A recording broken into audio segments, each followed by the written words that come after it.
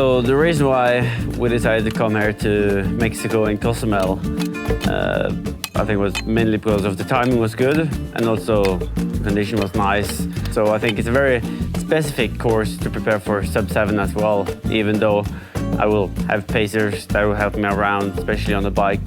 So it's kind of giving us the answers that we're looking for. Of course, at this time of the year, it's limited possibilities, but Cozumel was one of the races where we saw people had been doing fast times before, despite being a little bit longer bike course than normal. So Cozumel, it was. So it's been amazing coming here. I came here 2 weeks early and already was a lot of athletes around cheering on and kind of giving their support, and it's been really feeling welcomed, and it's amazing to see how many that actually saw the race in Tokyo and kind of gets inspired by that. And yeah, it's strange but also very nice to see.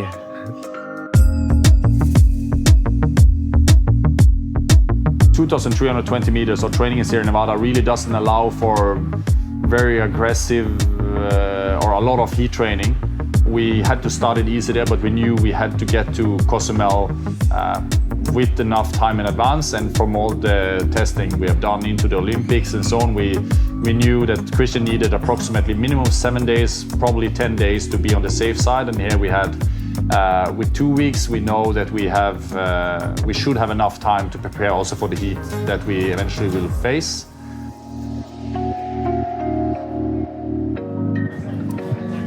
Yes, now we are so lucky that we can get the chance to use the boat to have a look at the swim course. So we're swimming to the, as it's an ATP swim, it's almost 4K from start to finish. So we'll now drive to the beginning of the start and then jump out of the boat. So the course itself here in Cozumel is maybe the smoothest swim you can have if the current is normal. We knew that already before, like last time the swim at like around 39-40 minutes.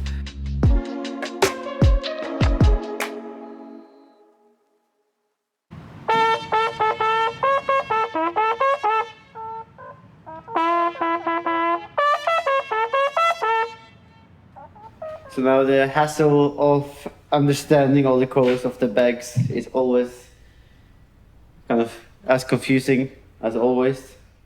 So we were so close to miss the T1 and T2 check-in, but I was stressing quite a lot when we were putting on, like up there on the balcony, putting on the new Shane ceramic speed for the race. It was like 1 hour left until both T1 and T2 was closing.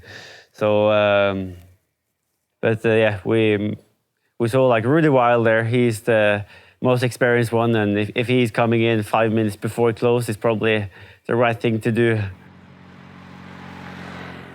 One of the things that actually caught us a little bit on surprise when we arrived at Cozumel is that we knew already that the wind conditions could be challenging, meaning that the downwind part would be in a protected area where we wouldn't get any advantage from the tailwind. While getting into the section where we would have headwind, we would be completely exposed to the wind or mostly exposed to the wind. What we maybe caught us with a bigger surprise is actually the rain.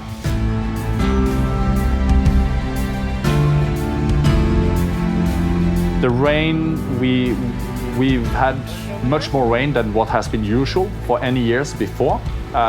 Both as a feedback from other athletes that's been here, but also the local. And it's actually been to the extent where roads have completely filled up with water. We have had water 10, 15 centimeters high. The water has been brown, so you can't see potholes, you can't see debris or anything that is in the roads, which really can make it dangerous unless you slow down and you get up on a bike and you lose vital time in the race, especially when you aim for a record. Big day is here. It's looking like it's going to be pissing down, at least for the first part of the race. It's quite a lot of rain outside. So I think there are no doubt we will have rain. It is rain already.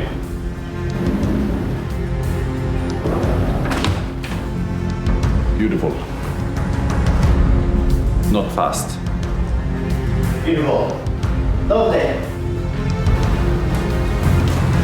Little bit disappointed. You can't do anything about the weather. The weather is what the weather is. But of course, Christian, I would say, mentally preparing for, how to say, getting into the water, what to do, what to focus on, just finding the flow. Of course, I have the time to continuously run through my head what is this gonna look like.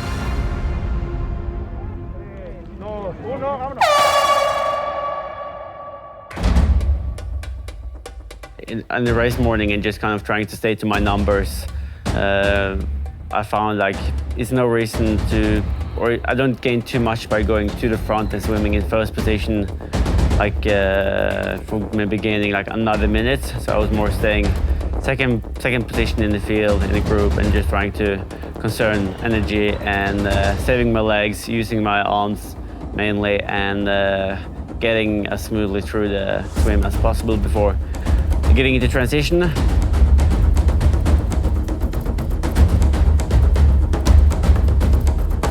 Because I felt like the numbers was reading so high compared to how I was feeling. But then I was thinking maybe there was something wrong with the calibration.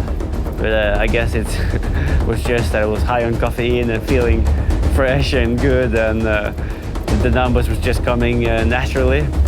So pushing maybe the first, I did most of the work, like the first hour. But I felt it was like a long train behind me.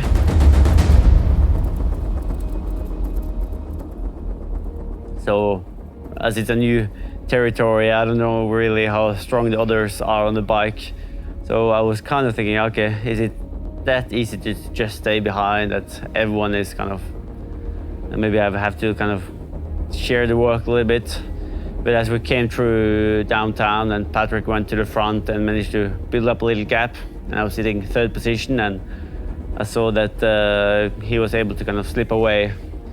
So then just as we kind of passed one loop mark, I was then just putting in a little surge, bridging up, and I had to look back, and I saw that the guys behind wasn't able to follow. So I saw we had a little gap there after about 60K, and I thought, okay, now it's time to put the hammer down.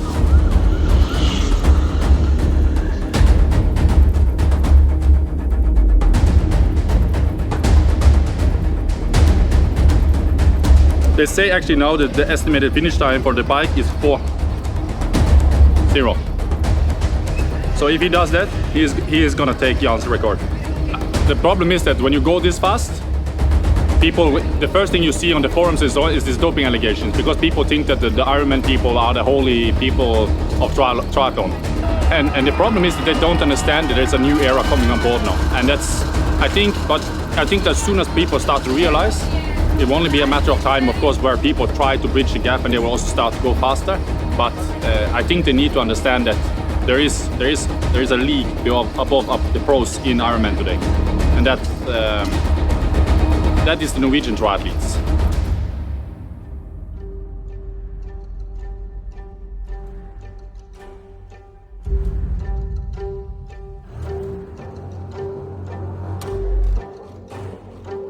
So I knew that I was then doing the math and kind of thinking, okay, what if I do 2:45, run 2:40 or 2:35? So I kind of had a good overview of what I needed to do to be able to go sub 7:30 or 7:40 or even 25. But I also felt like my stomach wasn't the best. From the morning, it was quite kind of, it's easier on the bike because then you're just sitting on the saddle. But then when I started running, it was kind of a little bit funny stomach again, and it was more kind of trying to keep control, doing the nutrition right. Wasn't sure, but then thought, okay, I can do a quick toilet stop there on the first lap. And after that, I was just feeling so good again. It was like, I had like new legs, new body, and coming into downtown, a lot of people screaming, cheering on. And I was just getting so excited, like trying to push it down to like 3:35 pace. And okay, this is smooth. This can go really fast.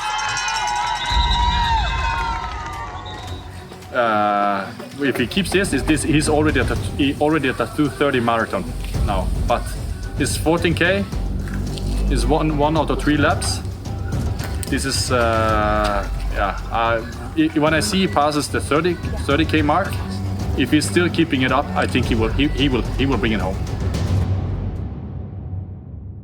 What about the 30K wall? Oh yeah, the 30K wall. I was actually thinking about there when I went out on the last lap. I was just trying to go like, it's better to go 5-10 seconds slower than ending up having to walk. And it's kind of when you start kind of running almost in the same pace as the age groupers around, like often on the first lap you're just kind of flying past, but then the closer you get to the finish line, the often it's more like you're running the same speed. So it was very tough to start overtaking the people in front of me. From 10 to 5K left was maybe the toughest part.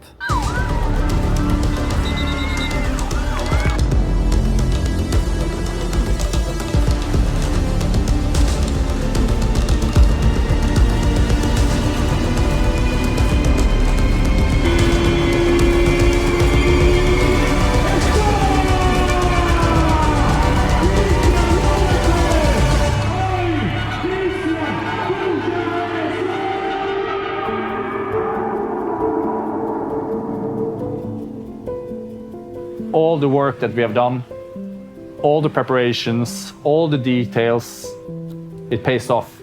The amount of hours we put into just all the preparations to just be the best, have all the margins on our side, and be able to come home again and basically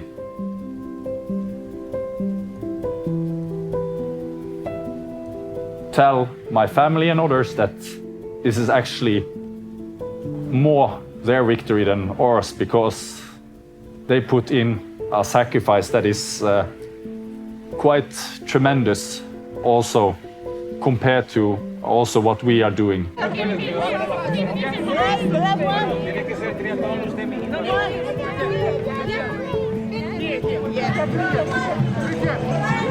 love you. My friend is obsessed with you. I sent you a DM telling you.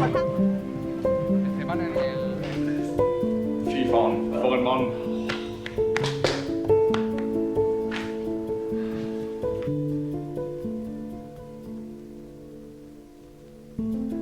Well, I guess Alistair was enjoying the live coverage. It wasn't any live coverage, but he will probably be doing all that he can do to be as well prepared for next summer. So he's probably doing everything he can with his team, and we have a team that is quite motivated to not just beat him, but beat his team as well.